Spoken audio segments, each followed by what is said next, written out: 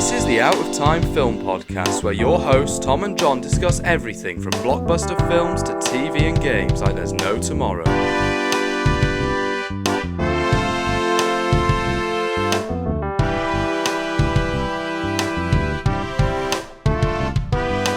Hello and welcome to the Out of Time Film Podcast. My name is Tom and as always I'm joined with my co-host John. Hello. And this week we are talking about the best Doctor Who episodes. This is going to be a long one because Doctor Who is a very long show.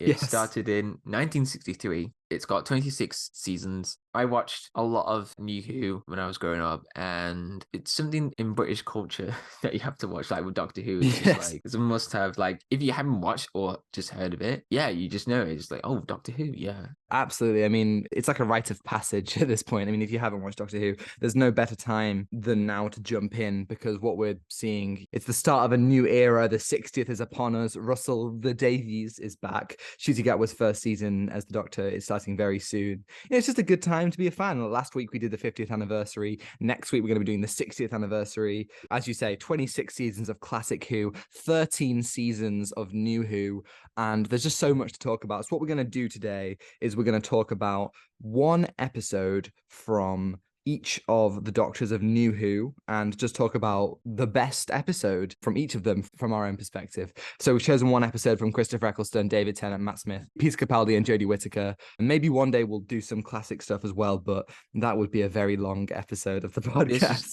This is going to be a very long one. So settle in. We're going to talk about stuff that really define Doctor Who. Episodes that have emotion, heart, wit, comedy, and Doctor Who has a little bit of everything. It gets more complex with time travel and also with the cool parts with monsters and aliens in this whole world. And there's a lot to explore in this world as well, which is really cool because it's like this continuous season bit by season, like with the new Doctors. But yeah, it's such a really cool show. There's some really good episodes that you should watch, especially the best one, which we'll talk about. We will talk about which one is the best one. So absolutely. We may get into some spoiler territory, but really these are just the must watches of every Doctor. So we're going to start with season 1 in 2005. This is Christopher Eccleston's only season.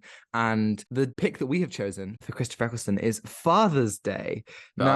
I want to start the discussion about this by just kind of saying that some of my favorites from Russell T Davies' first run as showrunner are the smaller scale, more personal episodes. This wasn't one that I was really bothered about when I was a kid. I preferred like Dalek and Parting of Ways, like the big episodes with big monsters. But this one actually I found to be really moving upon rewatch. Yeah, this one was just really moving, how they use time travel as a point in narrative to make it really emotional. You know, seeing someone's dad that you haven't seen before, you know, it's like really emotional. The first seasons of New Who focuses on Christopher Eccleston as this broodier character that you haven't seen. He's like a lone person in this world of Doctor Who. But then we focus on Rose, the Doctor's companion. One of the cool things about this episode is that it explores the complications of time travel and also what could happen if you save someone else's life in that world. So yeah, it gets into really interesting moments in the episode, but man, it was really emotional as well. So yeah, you have these Reapers that are constantly attacking because the timeline has ruptured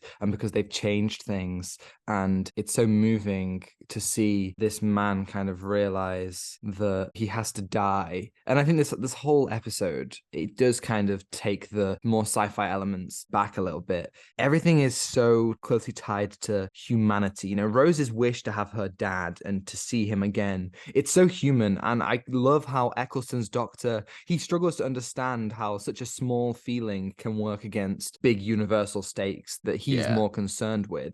I think it's what makes him such a unique and compelling Doctor. There are quite a few times in the episode and also in his season where he calls humans apes. He thinks that they are so primitive and he doesn't understand their emotional sensibilities, but there are moments where he truly does get it. And I think at the end of this episode, when Pete Tyler does die, the Doctor has to console Rose. I think those moments do really work well.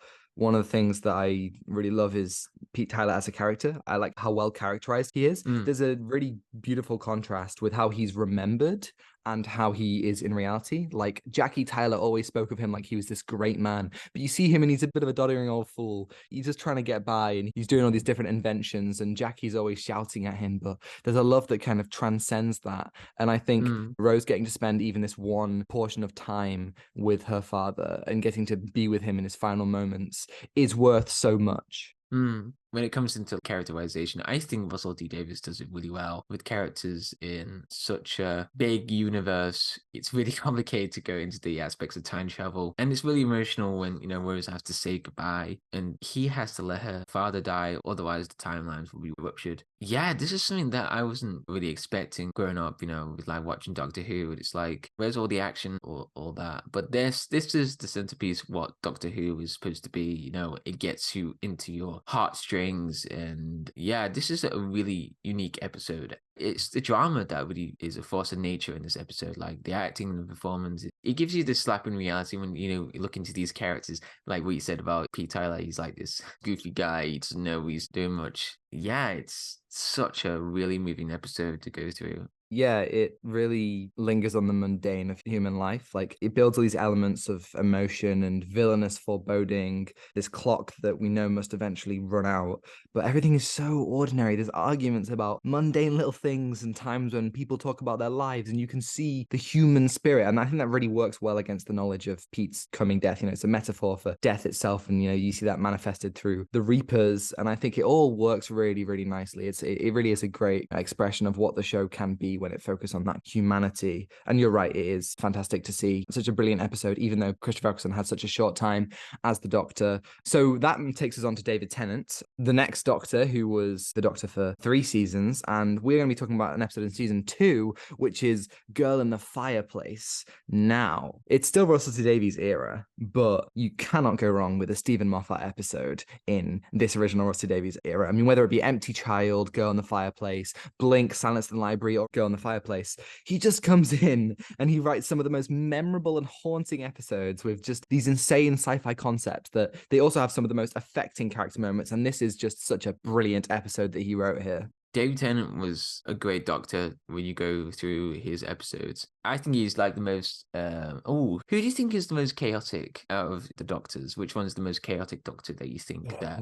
Because, I mean, you see Matt Smith and then you see Peter Capaldi's ones. Like, they have so much chaotic energy, but I don't know why David Tennant has that chaotic energy when you go through his episodes. It's like, he has emotion, but also just sometimes goofy. But yeah, this is one of the best written episodes by Stephen Moffat.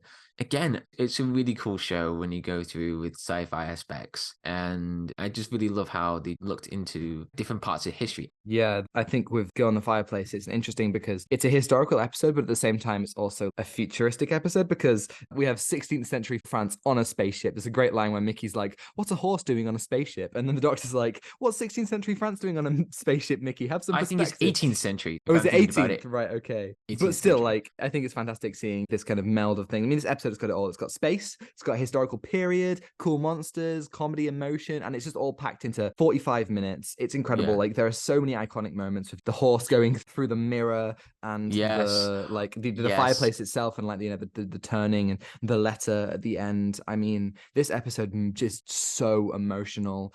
I want to talk a little bit about Murray Gold, who does the score. Murray Gold. Oh my god. Yes. Okay, we have to gush about Murray Gold. Music is such a core aspect of Doctor Who. It can be the most dividing moments or the most emotional moments. But Murray Gold, yes, here it pulls at heartstrings. I think this episode has one of Murray Gold's best pieces.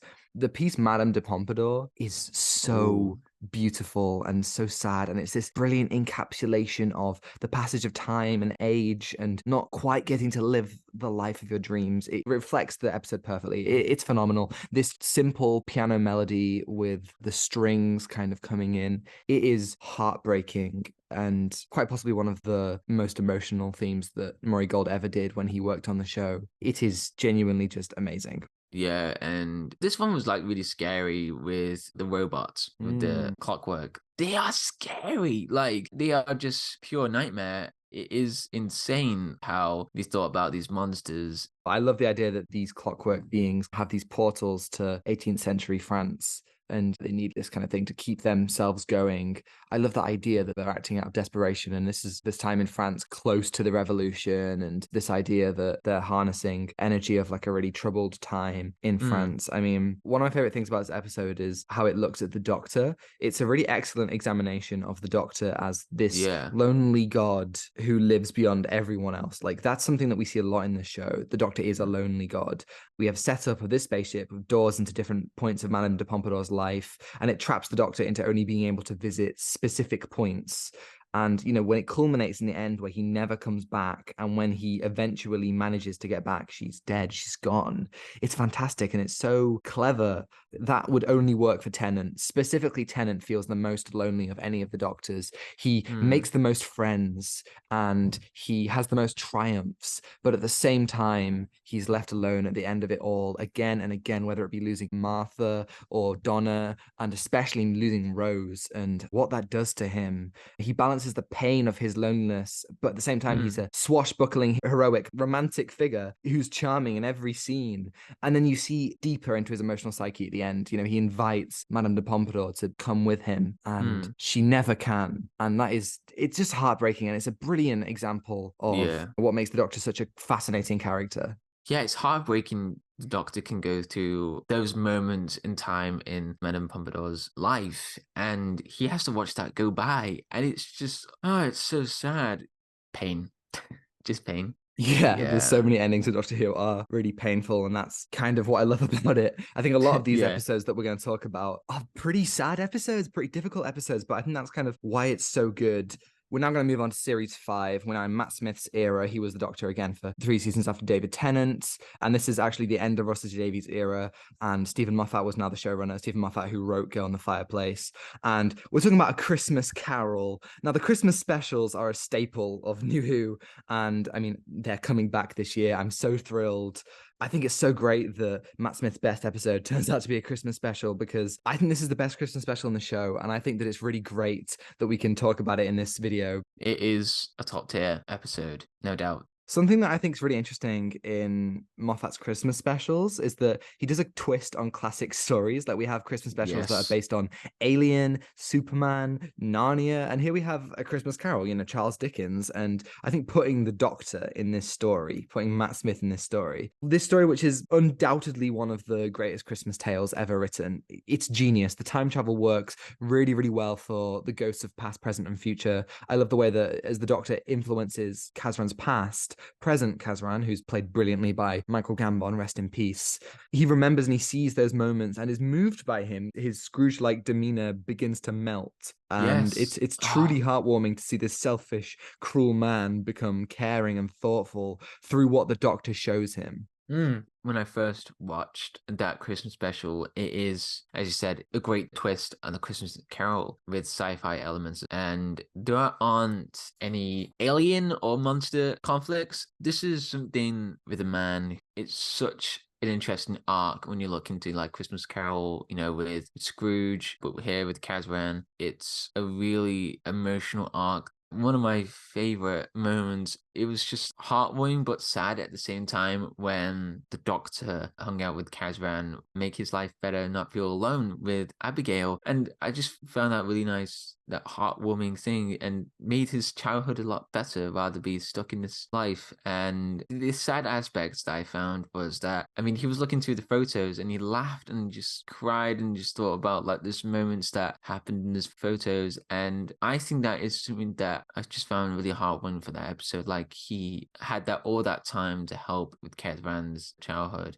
and he did it so well with the visual storytelling with the photos. And it's like, oh man, it's something that he dreamed of and it kind of came true to him, but he had to look to do the photos. Yeah, that is something that I was just enthralled by. I was like, wow, this is some really powerful writing. It's magical. It's not just magical in the ways that like the episode feels like a Christmas fairy tale, but it also has themes that are tied to Christmas and indeed Doctor Who. Like, it's a story about the good in everyone, how no one is ever truly lost, and how remembering the good, remembering the happy, it can save a life, it can save the world. You know, the entire planet, the people crashing down to it, as you say, they're all saved by Kazran's kindness. It's also something that comes up in other Moffat-written Christmas episodes. You know, Peter Capaldi's final episode is so much about the value of being kind and how the world sometimes can be kind. And that's what the Doctor is There's the idea of lost time and spending what time you have left with people that you love. And that's what Christmas is all about. And you can see that through, Abigail and how she spends her waning life and how all of that comes down to these happy moments and these kind moments. It's beautiful. Yeah, and the soundtrack in this, again, is Christmas spirits as well. Again, the Doctor saved lives, but this one, I thought it was the Doctor that changed someone else's life. And that life is like a butterfly effect, really. Like, he changed that person's life to save other people's lives in the most kind way. He's discovering his past and discovering how he can make Kesman's life a little bit better with Abigail, and the ending for Abigail sings and all the fish. Oh yeah, we haven't talked about this. There's fish that fly in this Christmas special. Just And casually shark. drop that. Yeah, By the way, there are shark. fish that fly. Yeah, there's fish that fly in this whole episode. That final song that Abigail sings, Abigail's Song is the name of the track, is so beautiful. Like, the Christmas vibes of this episode, they are like, the music is whimsical. Abigail singing, like I say, and the carols, and it just, again, it exudes this magic. And you've got the Victorian aesthetic, the Dickensian dialogue, the snow, the idea of the Doctor visiting Kazran every Christmas, and the sleigh throughout. There are numerous sleigh rides, and it works so well. I love how Moffat's era really looks at the Doctor as this whimsical, magical man who falls out of the sky in a box, and he drifts into lives and he makes them better. And there's no better Doctor to do that than Matt Smith, who just feels like this sweet, kind man. He harbors some dark things, that's true, but also he cares so much and he loves humanity so much. And yeah, I guess you could argue that he is the Doctor who does harbor the most love. That's what makes him perfect to be this figure in A Christmas Carol who makes Kazran's life better, because he does work so well. And when that's interesting, because then you contrast that with our next Doctor, Peter Capaldi, who served as the Doctor again for 3 seasons. Every Doctor's serving for 3 seasons. I swear, Ncuti Gatwa, please stay on for 4. Please stay on if you can. Yes, 3. please. I mean, do it if you're happy. But yes, Peter Capaldi, we're going now to season 9, still under Stephen Moffat, and we have Heaven Sent. I mean, what can possibly be said about this episode that hasn't already been said? This was recently voted in Doctor Who magazine as the best episode of all time, classic and new Who, and I have to agree.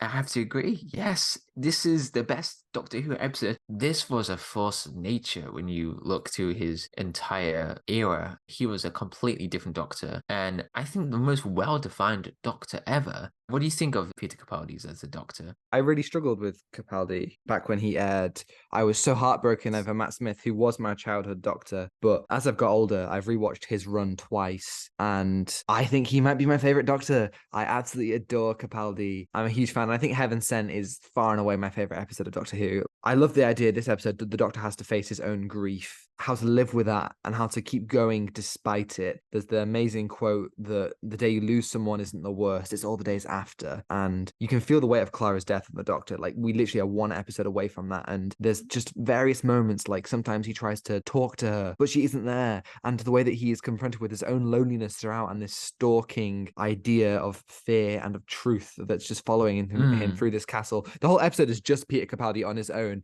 in a castle, and he carries it, man. It's so well carries written. it. He absolutely carries this. This is peak. This is just peak right here. I'm telling you, it's got the music, the performance, the story, and it defines the Doctor in such a subtle but powerful way. So here we have the Doctor in this castle with this monster, and the monster is called the Veil. It gets really confusing when you're trying to figure out, what is this place?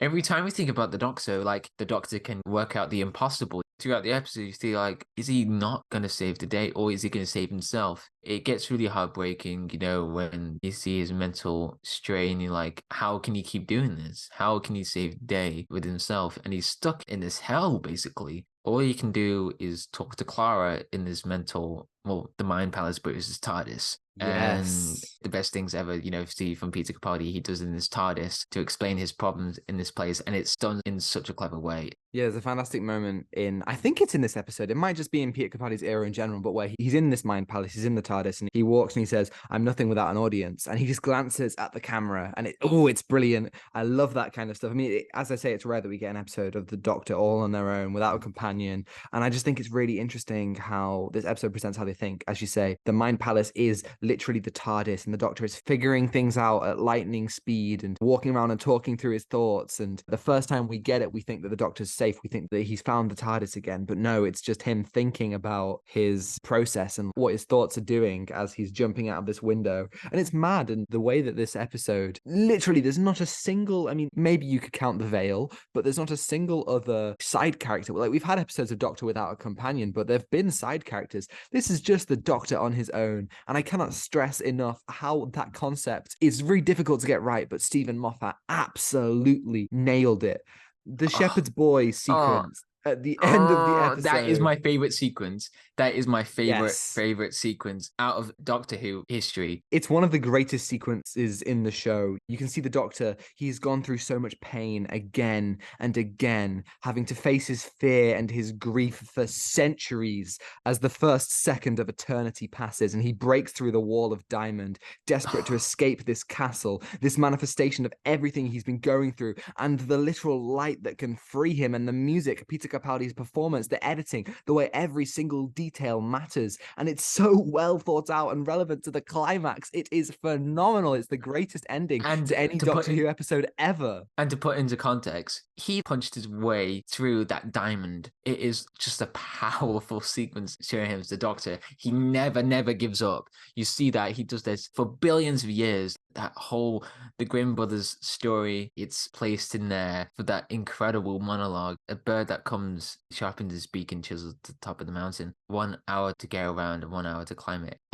It's just such an incredible moment. And Murray Gold's theme for the shepherd's boy for this entire sequence. Yes. And the first realization when I was first watching this episode, I was like, what is going on? This can't be right. And this has the same vibe for Loki. Loki takes a lot of cues from Doctor Who, which is really cool because the writer-director of the first season of Loki is going to be working on the new era of Doctor Who, which is really, really exciting. And also, I love how at the end of this episode, we also see Gallifrey come back as well. There's so many moments. It feels big. It feels like this huge climax. It works so beautifully. You know, the Doctor literally comes out of his own confession dial to see the main city in Gallifrey. It just works so well. And that piece, The Shepherd's Boy by Murray Gold, they use that as well for Capaldi's Regeneration. It's like this episode just kind of did so many brilliant things. It is absolutely brilliant. And with Peter Capaldi's performance in this, it's him that just carries this whole performance in this. I mean, it's literally him in this whole episode. But the way with the sets and the way with the music, it just pulls the heartstrings like it's psychological horror for him, for the Doctor. He's stuck in this place.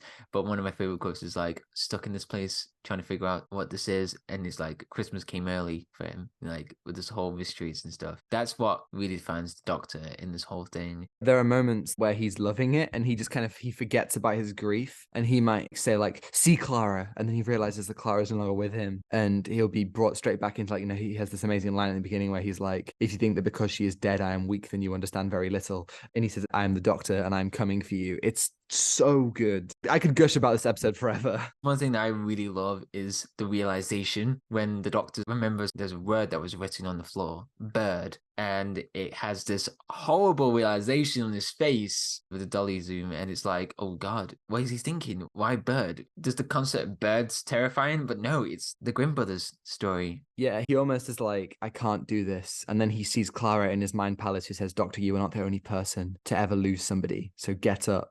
Clara gives him the drive to keep on going. And I mean, that is just fantastic. Peter Capaldi is god tier. I mean, all these episodes are fantastic. And next, going on from Peter Capaldi, we have Jodie Whittaker's era. Another 3 seasons for another Doctor. And this is obviously, you know, huge. First female Doctor. We also have Chris Chibnall doing the writing for this era. And no more Murray Gold as well. The score is instead done by Sagan Akinola. And the episode that we've chosen for this one is The Haunting of Villa Diodati. I really think this episode is really cool. The haunted house setting is awesome. I think it fits the narrative with, you know, Lord Byron and the Shelleys and the idea of ghost stories and the ghost that stalks through this episode. It fits excellently. And also the way that history is put to the test, it becomes vulnerable. The house kind of becomes a character in its own right, something that traps the characters. It keeps them apart, keeps them running in circles, and all of this with the storm outside. It's a perfect horror-y setting. There's a great moment at the end when Graham's like, hey, you know that creepy girl and maid? And they're like, what are you talking about? And Graham's like, no, hey Doc, ghosts aren't real, right? And then the Doctor's like, I I don't know. They could be. And it's like, oh my God, this episode has got some really nice ghost story, horror story vibes. And I think it really fits. Yes. To be really, really honest, I haven't watched a lot of Jodie Whittaker's era, but I thought this was a really cool episode from Jodie Whittaker's. This is something that more the Doctor, if you know what I mean, like the haunting of the house, and it's like, what is going on with Jodie Whittaker's trying to figure it out. And I really liked how they linked the history of like Lord Byron and the Shelleys as well. And it's like, what is the place with the character dynamic? And it's just really, really interesting when you go through the episode. And it's something that made me think like, oh, well, the other episodes of Jodie Whittaker's era is like, I mean, hey, I can give you a list of some of her best episodes, but I think that, I'm currently rewatching the entire show. I've been doing this since May. I started with Classic Who, and I've he's committed, ladies and gents. I'm all the way. Committed. I'm almost done. I've only got like 12 more or something like that. But basically, what I think is interesting about her era is that she has some really good historical episodes with Rosa and Demons of the Punjab and the Witchfinders and Nikola Tesla's Night of Terror and obviously the Haunting of Villa Diodati. Like it's really, really cool to see. But I also like that this isn't just historical. We also get some classic villainy with the Cyberman. And I must say, we're normally treated to armies of Cybermen where you see them in legions. However, this episode, it makes one single Cyberman scary. The way that Ashad, the lone Cyberman, stalks his prey through the house. He manifests as this figure appearing only in bursts of light when lightning strikes, and then in full form as this broken down hybrid Cyberman who is somehow more dangerous than any other Cyberman we've seen before. That is excellent. I don't think that like we've had that with the Daleks before, where like one Dalek is made seen as this terrifying thing, but with Cybermen we always get numerous of them. But just seeing this one Cyberman, I thought that was really great. And I thought I really liked just seeing this one who could destroy them all very easily. Yeah, and the cool aspect with this, it's like, how can one Cyberman be this dangerous? And it's like this haunting of this house. It'd be a great episode to watch on Halloween. And I think this episode also has some of the best characterizations of the 13th Doctor. She's often bubbly and kooky, and she's definitely still that. But here, she carries the weight of her life, the weight of centuries, seeing some of those horrible things. Like when she sees the lone Cyberman, she is scared and she stops taking any nonsense from anyone else because she knows how dangerous the Cyberman is. Like she knows that they are the reason behind two of her regenerations, behind the deaths of numerous people close to her. Adric, Danny, Bill, the reason she lost Rose. It's fantastic to see the Doctor properly shaken by a monster in a situation, having to grapple with the fact that not even the Doctor can always win. There's this idea where she talks about, words are important. History is important. She has to deal with the fact that she has to choose history over the future. And that's scary. And it pushes her to the point where she snaps at her companions. She finally admits that the team structure, it's not flat, it's mountainous, with her at the summit in the stratosphere, alone, left to choose. 13 in this episode has more layers than ever before, and I think that is brilliant. I think she's brilliant as the Doctor. It really builds up that tension and the horror throughout the episode. You said earlier, like, who's the most chaotic Doctor? I think it's the 13th Doctor. There are so many moments where things will just fall into her hands, and she'll just be like, oh, yeah, and she'll just kind of figure stuff out. Like, I really kind of enjoy watching her. Her stuff is some of the most fun that I have whilst watching Doctor Who, because her and her companions are just kind of always so goofy in the best possible ways. Yeah, I gotta say, she is the most chaotic one now, thinking about it. She does it so well as a Doctor. Yeah, and the final thing that I want to say is we've talked plenty about Murray Gold's score, but Sagan Akinola's score is fantastic. Switching between the sounds of the 19th century and the kind of, metallic stomping sounds of the Cyberman. It's a scary score for sure, but it's also one that lingers on the tragedy of the characters, like the strain between the Doctor and the companions, and also the pain within the lone Cyberman, within Ashad, who once loved and loved in return, but also is now cold and heartless. And Sagan, he brings a lot of cultural and historical influences to his score across his 3 seasons, and that reflects episodes, times, locations. I love how he so amazingly conveys the weight of the choices the Doctor has to make and how devastating their repercussions will be. I really love his score. The Doctor's theme in this era is also amazing. I think that Jodie Whittaker's regeneration, for instance, is one of the best regenerations the show has had, possibly even the best one in New Who. It's brilliant, and the music is one of the reasons why that works so well. But yeah, I think that brings us up to speed. That brings us back to now, the modern day. We've one episode of the 60th anniversary left, and then next week we'll be covering the whole thing, which is super exciting. I do want to say next week's episode will be out a little bit later than usual. We're going to release it at 5 p.m. UK time on Sunday. So then we have time to watch the final episode of the 60th and cover it in full. But, oh, that's so exciting. I love it's Doctor so Who. exciting right now. Yes. Because for me, when they brought David Tennant back for the 14th Doctor, I remember texting you, I'd be like, oh, he's coming back. Now they brought me back. I'm just worried about like what do you do with the Doctor? Like, is it going to be nostalgia bait, or is it going to be something that they're going to rework on, you know, this whole universe? With the anniversary specials, I think that's going to be interesting where that goes. Absolutely. I think that this is interesting time for Doctor Who because a lot of people have come back to the show. And I think that's really great to see more people than ever excited about it. And I really hope that people do respond well to the anniversary and season 14, or I guess season 1. I think they're rebranded. I don't really know. All I know is that it's already exciting. Thank you everybody for listening. If you're listening on YouTube and you enjoyed it, you can like and subscribe if you want to see more. And if you're listening on Spotify, you can follow and give us a 5-star review if you think we're worthy. And next week, as I say, it's the 60th anniversary. That will conclude our 3 weeks talking about Doctor Who, but don't worry, we'll be talking about season 14 or season 1, whatever, when that comes out, when that's finished next year. Yes. And you can send us an email at outstandingfilmpod@gmail.com. Let us know your thoughts on the Doctor Who 60th anniversary and ask us any questions, and we'll answer it right here on the podcast next week. Yes, and you can follow us on Instagram at Out of Time Film Pod to see our incredible thumbnails from Zain Afzal, on Twitter for more thoughts from Tom, and TikTok to see edited clips, which are all also on Instagram Reels and YouTube Shorts. And you can find links to that in the description below. Thanks to L. Jones-Meyer for the excellent theme, and Ronan Phillips for vocals as always. And I think that's everything. And Doctor Who is, I think, one of the best shows ever. Take what you can. Give nothing back. Goodbye. Goodbye.